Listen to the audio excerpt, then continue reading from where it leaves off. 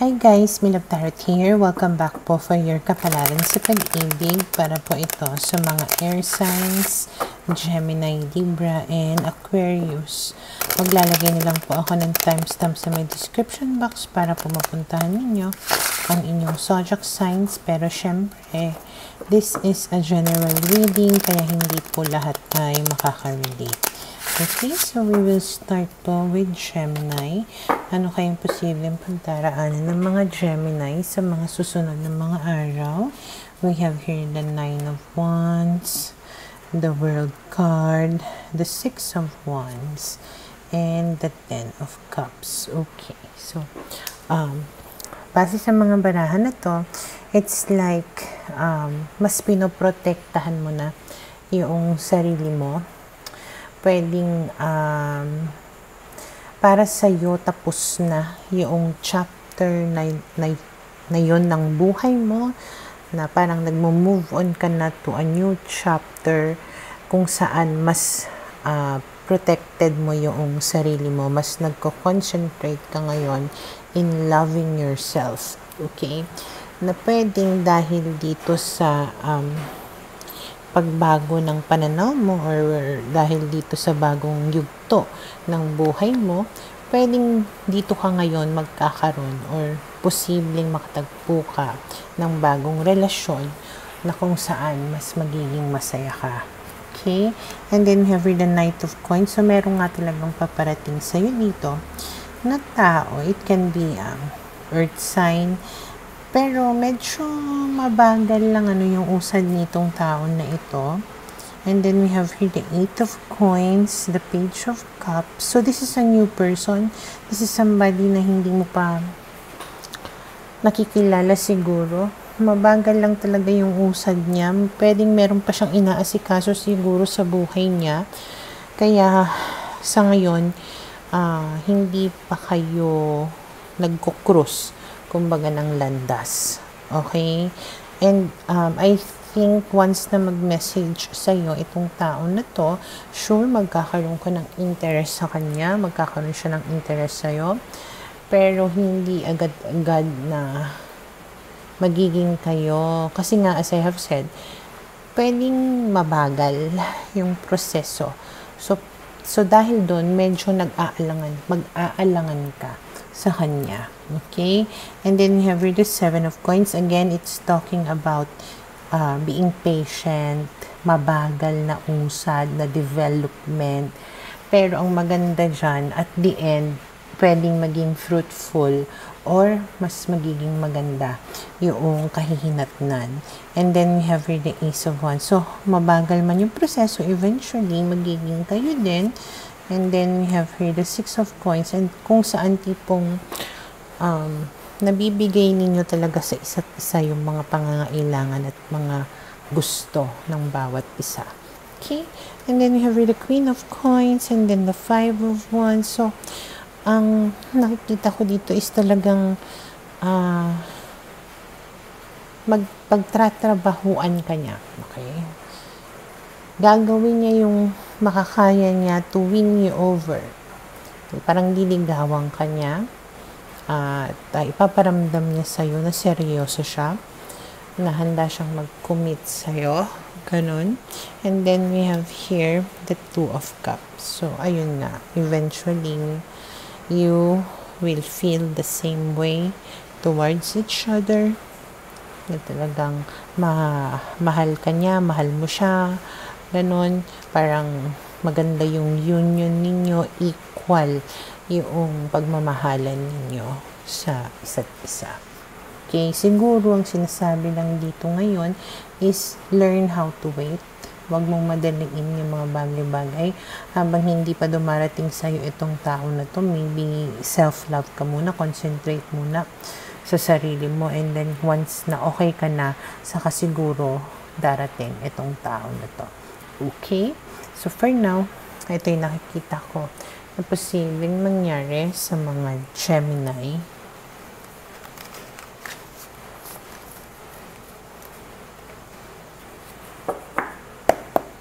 Para sa mga Libra, okay, we use see ano kayong posibleng pagdaraanan ng mga Libra sa mga susunod na mga araw.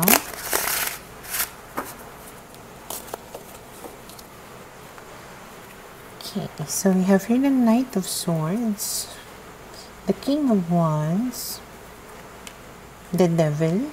Merong tao dito na attracted sa'yo. In fairness naman dito sa tao na to, single siya ngayon. Okay, so parang ang ano ko lang dito, para siyang nagmamadali. Okay, para siyang attack. Okay, gustong-gusto ka niya at attracted siya sa'yo. And sa sobrang kagustuhan niya sa'yo, parang minamadali niya yung mga bagay-bagay. So, pwede makipag-flirt sa'yo to, maglalandian kayong dalawa. It can develop into something, you know, fiery. Mapusok, ganyan. Yun nga lang, hindi ko alam kung single ba siya or gusto niya lang maging single. Ibig sabihin, though gusto ka niya, ayaw naman niya mag-commit sa'yo. So, pwedeng landian lang. Ganon. Okay? And then, we have here the Queen of Coins. Pero, syempre, ikaw, gusto mo ng seryosohan. Gusto mo maging kayo. So, pwedeng hindi mangyari yon. Okay? At dahil hindi nangyayari yon, pwedeng layuan mo itong tao na ito. Kasi pwedeng hindi mo maguha sa kanya yung gusto mo. Madi-disappoint ka sa kanya. So, parang naisip mo, oh, better na lumayo na lang ako. Okay? And then we have here the Fool, the Lovers, and Justice. Okay, so it's like, you know what you want. Okay? Gusto mo ng seryosohan. Ayaw mo ng laro-laro lang. Kasi siyang gusto niya, yung carefree, wala lang. Walang label, walang commitment. Okay. And then, ikaw, gusto mo talagang maging kayo. And justice. So, dahil alam mo yung gusto mo, alam mo yung deserve mo, pwedeng layuan mo siya. Okay? And then, you have the Eight of Swords, the Five of Cups, and the Eight of Cups. So, ano to, paglayo pa rin tong sa Eight of Cups. Sure, manghihinayang ka. Sure, mahirap. Sure, iiyakan mo. Okay, kasi pwedeng na-develop ka na rin sa kanya or pwedeng may mangyayari sa inyo. Pero ayun nga, hanggang dun lang, hindi siya magkukumit sa'yo. At masakit yon. Pero alam mo na hindi ka pwedeng magstay dyan. Kasi kung mag-i-stay ka dyan, mas lalo ka lang mahihirapan na umalis. Kaya kahit na mahirap, gagawin mo yung makakaya mo na lumayo and hanapin kung ano talaga yung gusto mo. Okay? So, for now, ito yung nakikita ko na posibleng mangyari sa mga Libra.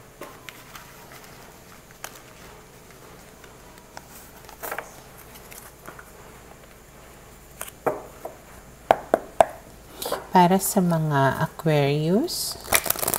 Okay, let's see. Ano kayong posibleng pagdaraanan ng mga Aquarius sa mga susunod na mga araw?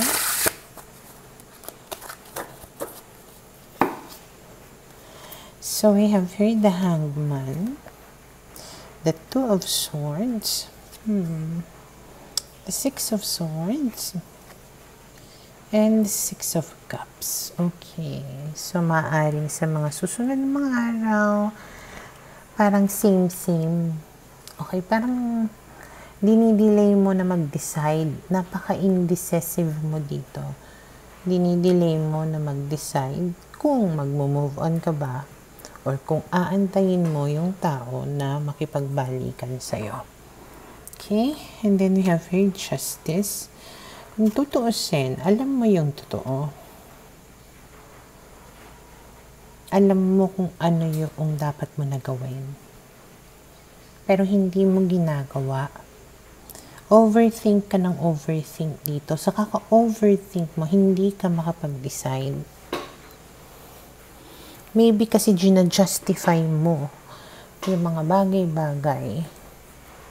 Kung minsan, ang sagot sa iyong katanungan ay napakasimple lang. Ginagawa mo lang complicated. Okay? Kaya nalilito ka. And then we have the Chariot and the Two of Wands. But fortunately, in the future, pwede naman siguro na makuha mo finally yung lakas ng loob mo na umabante or mag-move on or maghangad ng pagbabago sa buhay mo.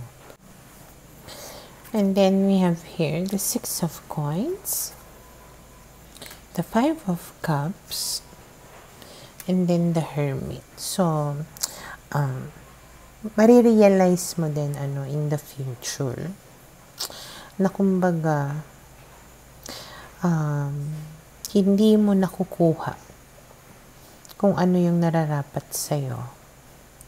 Na parang yung dating is, hindi ka pwedeng mag-stay sa isang lugar expecting something na makuha mo na kumbaga hindi naman na naibibigay nga sa'yo. Okay?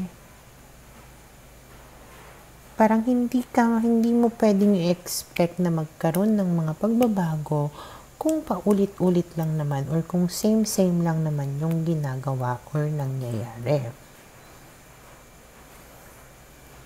Okay? And then we have here, Judgment card. So you will actually make a good decision. Parang judgment call mo na. Natauhan ka na na parang, okay, some things needs to change. The Death card, it talks about transformation. So finally,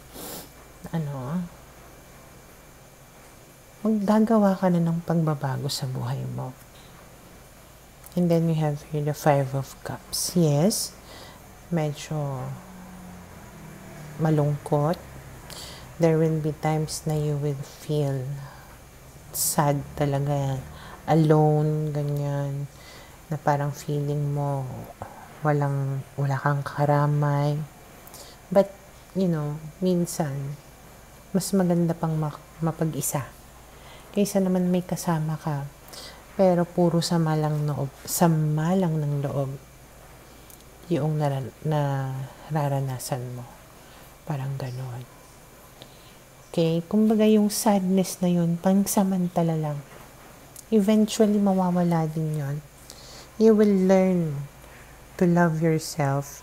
You will learn to be by yourself, to enjoy your own company. Okay? Makakalimutan mo rin yung pain of the past. Or, pwedeng, you will get used to it na tipong hindi mo na maramdaman. Parang ganyan. Okay, but it's better, kumbaga, kaysa naman na sa isang situation ka na nag-e-expect ka, nag-aantay ka, pero patuloy kang nasasaktan. Okay? So, for now, ito yung nakikita ko na posibleng mangyari sa mga Aquarius.